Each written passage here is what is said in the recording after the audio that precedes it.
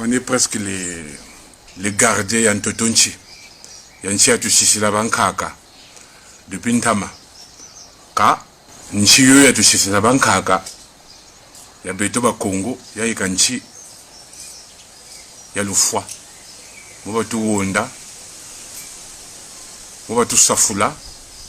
Comme ce qui vient de se passer à Kinshasa avec le président Etienne Tshisekedi. Bantuba Fouidiko.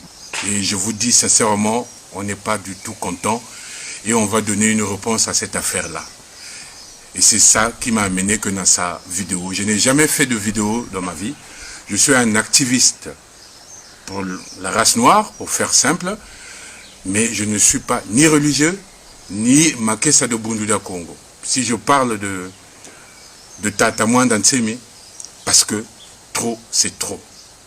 Voilà. Et maintenant, nous allons nous mobiliser et que cela doit cesser. Voilà notre problème aujourd'hui. Tata, Kalenda Avutubaku Bolokoko. J'ai entendu qu'on a donné 72 heures pour donner une réponse à ça. Et vraiment, on va être gentil. On va attendre ces 72 heures. Mais on va répondre à cette agression. Le problème qui m'amène aujourd'hui de prendre la parole, c'est ce problème où les Bas-Congo sont devenus le souffre-douleur, que ce soit à Brazzaville, que ce soit en Angola, que ce soit à Kinshasa. Donc nous devons mettre maintenant fin à ça. Je vous le dis. Et c'est très sérieux. Katuka Lama Nimako, on ne va plus permettre à qui que ce soit de s'en prendre au Bas-Congo. Mais comme nos propres frères, qui sont des Bantous comme nous, ont toujours été derrière les Occidentaux pour faire mal au Bas-Congo. Tuer les Bas-Congo. Le bouc émissaire des politiques en Afrique centrale, c'est les Bas-Congo. On tue les Bas-Congo, on génocide les Bas-Congo. Et c'est ça notre problème. C'est ça ma prise de parole. Ceux qui me connaissent savent. Ma famille, personnellement, on a diré. J'ai déjà, on a déjà donné le sang. On s'est sacrifié pour le Congo politiquement. J'ai perdu 2 oncles, je ne dirai pas le nom. Mais là, si je prends cette position-là, c'est pour dire que l'agression contre les Bas-Congo, que ce soit en Angola, que ce soit à Kinshasa, que ce soit à Brazzaville, doit cesser. Parce qu'à partir d'aujourd'hui, ceux, surtout les Bas-Congo, qui vont écouter cette vidéo-là, doivent se mobiliser parce qu'on ne va plus se laisser faire. Adepte de Bunduda Congo, non. Je viens là pour défendre l'intégrité physique de Tata, parce que Tata Mwanda Ntsemi, je dis bien Tata Mwanda Ntsemi. Après Mwanda Ntsemi, nous avons même un Kaka Kimbangu. Nous n'accepterons plus que le peuple Congo se fasse agresser, se fasse humilier, qu'on regarde les images qu'on a vues à la télé, qu'on a des journalistes qui sont des députés, des gens comme des Tamboué et Lézère. Je vous mets en garde. Regardez-moi bien, M. Tamboué et Lézère, que nous allons prendre des décisions en tant que Congo pour mettre fin à vos agitations concernant le peuple Congo. Parce que nous sommes, le peuple Congo, détenteurs de notre terre. Kinshasa, le Bas-Congo, appartient au Bas-Congo. Si les Baluba, à partir de Tshisekedi et de Kabila, ont décidé de vendre ce pays-là, vous n'y arriverez pas. Je vous le dis. Je vous dis, je vous regarde en face, vous n'allez pas y arriver. On va gagner ce combat. Notre peuple sera libéré. L'occupation actuelle qui est à Kinshasa, ça n'a rien à voir avec... Je ne parle pas de Brazza, je parle de Kinshasa. Parce que nous, le Congo, on n'a pas de frontières. On n'a pas de frontières. Nous sommes un peuple. Nous sommes le peuple Nsaku. Nous sommes le peuple Nzinga. Nous sommes le peuple Mbanzo. Et nous avons les neveux Baluba. Nous avons les neveux Batekedu. Nous sommes une grande famille Congo. Mais derrière cette grande famille, nous avons des puissances occidentales qui arment nos propres frères pour nous tuer à chaque fois qu'il y a un problème politique. On tue les Bakongo. Et cela doit cesser. Et je vous le dis sincèrement, c'est la première fois que je me filme pour prendre position. Mais je prends position, je le répète, pour le massacre de Bakongo, qui continue. Avec Kabila, on croyait, puisque Kabila c'est un Rwandais, c'est quelqu'un qui est payé par l'Occident, on connaît, je ne veux pas faire de la politique de Kabila. Et Kabila a tué beaucoup de Bakongo. Monsieur Tshisekedi, regardez-moi très bien. Faites attention, et vous avez fait une grave erreur. Puisque vous êtes le président, soi-disant élu de ce pays-là, soi-disant l'état de droit. Vous parlez de quel état de droit? Quand on vole l'élection du peuple Congo, quand on impose quelqu'un qui a tué 12 millions de Congolais avec le rapport Mapping, et vous dites que vous êtes son ami, quand vous passez votre temps, je parle à Tshisekedi, vraiment, parce que vous êtes un Congolais, mais ne venez pas nous parler d'élections. Je pourrais même vous dire que vous êtes un dictateur. Voilà. Parce que quand on prend le pouvoir par la force, alors que vous n'êtes pas élu, tout le monde sait que c'est Fayulu qui a été élu, et encore, même Fayulu étant élu, je ne veux même pas parler de ça, je vous dis que je ne fais pas de la politique.